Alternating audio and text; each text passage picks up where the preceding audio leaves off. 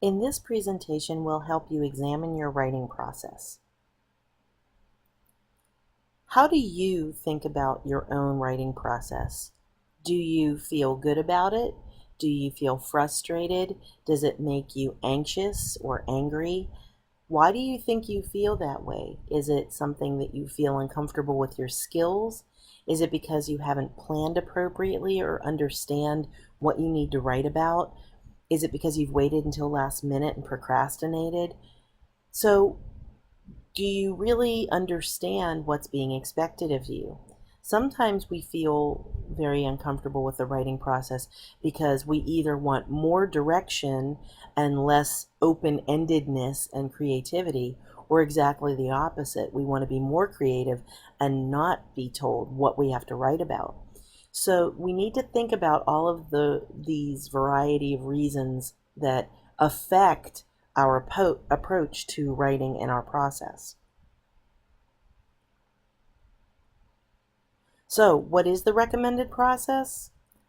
Well, there's a million different models out there, but basically, if you do some pre-writing where you really think about what you need to write about, put together a draft, you revise it, then you edit it again, and then you publish it or actually put your final project together and then either present it to an instructor or in front of the class. That's usually the general framework. We're going to break it down a little bit more than that. First, though, we need to consider how you approach the writing process. So if I tell you you need to write a paper, what do you do? Do you sit down and create an outline or some kind of visual that will help you put together ideas for that topic? Do you just sit down and start writing everything that you know about it? Or do you make any revisions or changes or start over or erase or scratch out? Do you just keep writing until I tell you to quit writing? Or do you just get paralyzed and not write anything? Again, each one of these will require a different kind of attention and strategy to overcome it.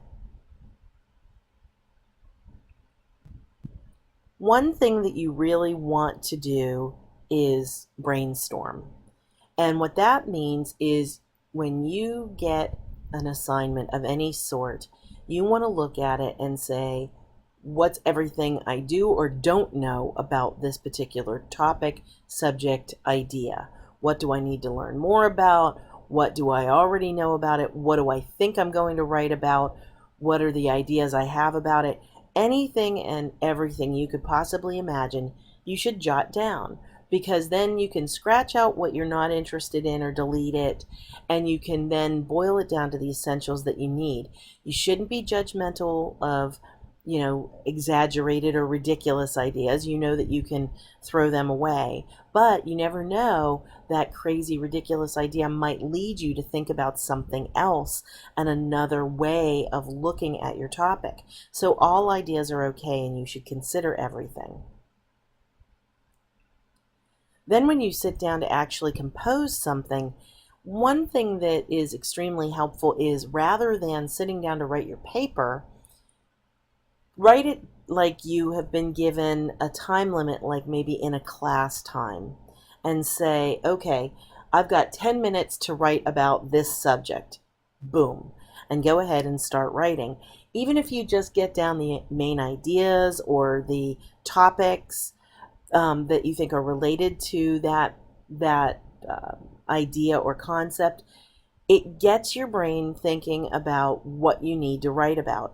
It shouldn't be longer than a page. You could use the notes from your brainstorming, but give yourself a short little time frame to just say, I'm going to write everything I possibly can in a concentrated effort. You'd be amazed at how productive that can be, at least to get you a jump start, especially if you're the person that tends to be a procrastinator or hits that block of saying, I don't even know where to start. This gives you that jump start and motivates you to say, okay, even if you write things like, I don't know anything about this. Let's say I was asking you to write about our academic support services. You could say, I don't know what the academic support services are, or I know that it's the academic support center, the library, and our writing center, but I don't know exactly what each one of them does. The library probably has books. The academic support center is going to help with tutoring probably, and you just put down anything and everything that you might know. Then you can go in and start fleshing it out, verifying it, editing it, and working from there. But again, it kind of sets you on fire to start the project and get out of that procrastination mode. So thinking about writing as a process is important because, one, it takes time management. You don't just sit down and write a 10-page paper. It takes a lot of stages and preparation. And it should really follow those distributed learning principles of breaking things up into manageable chunks so that you can work with them and rework them so that you get the best quality product at the end. Almost every course is going to require writing, and not only papers, but discussions and emails and homework assignments. You're going to have to do a variety of different kinds of writing, like research. You might have to write journal entries or reaction papers. And you really want to develop this skill because it's something that employers are looking for. Not only written communication, but oral communication, like speeches. Now, the Writing Center website has a lot of resources on the writing process, so definitely check them out. But again, think about the whole idea of a process of how can I start? How can I get a few ideas to paper? How can I start just putting pieces and parts together and not worrying about sitting down and writing that whole paper? Sometimes just writing the first sentence of every paragraph, or just writing the introduction, or just writing the conclusion will get you started thinking for the rest of your paper. One great way to get some feedback on your paper is to use the alternate reader technique. And basically that's having somebody else read your paper back to you. And what's great is they have no idea what you've written about, what they think you mean, or the kinds of words that you've used, or the flow.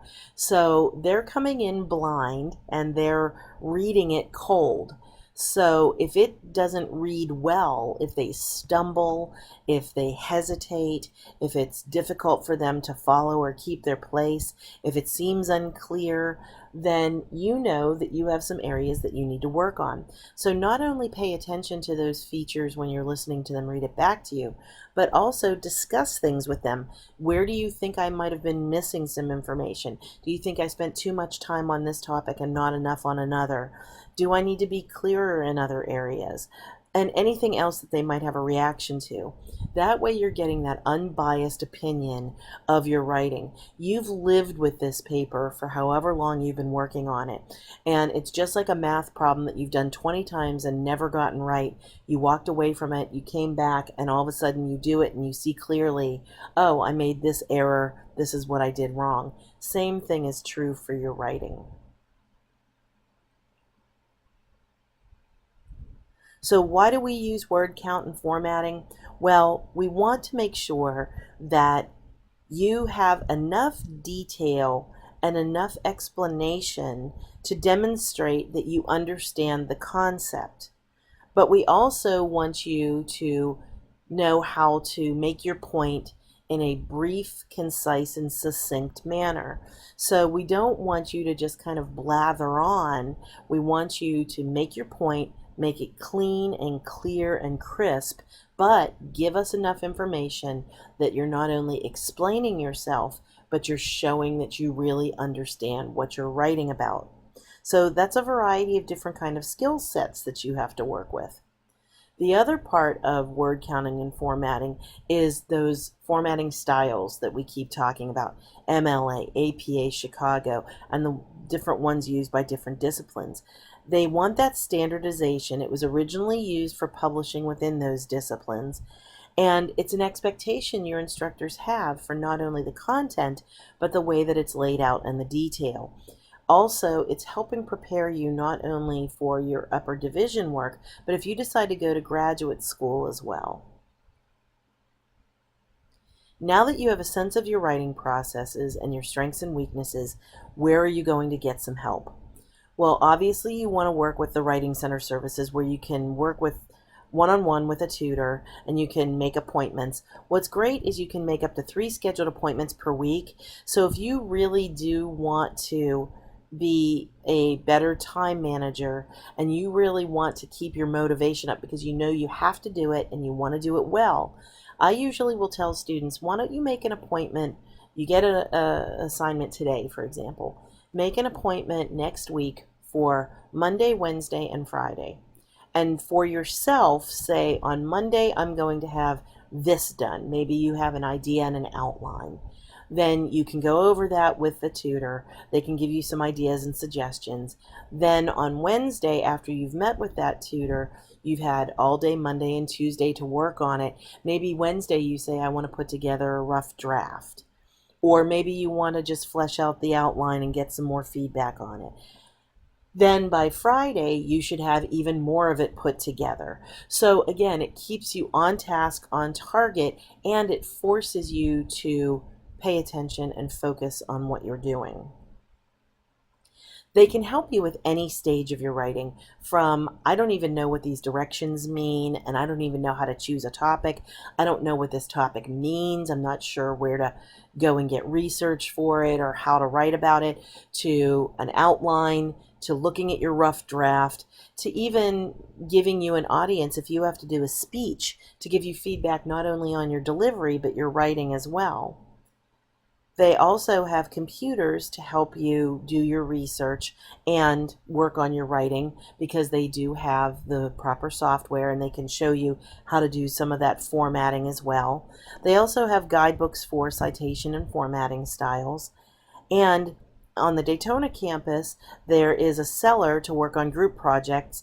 They have whiteboards. That's a place where you can sit and brainstorm as well. Each campus has an area like that as well. And they do have practice rooms if you do want to go somewhere undistracted to practice a speech or a presentation. So how is that Writing Center tutor going to help you? Well, what they're going to do is they're going to help you understand those instruction sheets, your directions. They're going to help you brainstorm and start that writing process. They're also going to help you put together that thesis statement or help push you through writer's block. Now, you may or may not need help with those areas. Some people do. So again, it's based on your particular needs. They'll help you with organization and common errors that, or maybe repetitive errors that you make. They'll again show you how to properly use citation resources to help you avoid plagiarism. One thing they will not do is they will not write for you. You need to have something ready when you go and meet with that tutor so that they have something to work off of. So you need to make sure that you have that conversation starter to allow them to then work with you from there. It's very helpful when you have a copy of your assignment instructions that they can compare so they can really help interpret that and help keep you on track with it as well. So again, at each step of your writing process, the different Learning Commons and academic support services can help you. The librarians can help you narrow your topic and do research. The Writing Center can help you with any stage of the writing process, and they can assist you with the flow of your paper, if it makes sense, how it's laid out. They also can assist you with citing format and references. The librarians can help you with that too. And when you actually have to format that paper to meet those standards, the Writing Center can help you with it, as well as the Academic Support Center when they're doing things like Times New Roman, double-spaced, 1-inch margins, etc. So make use of these resources that are available to assist you.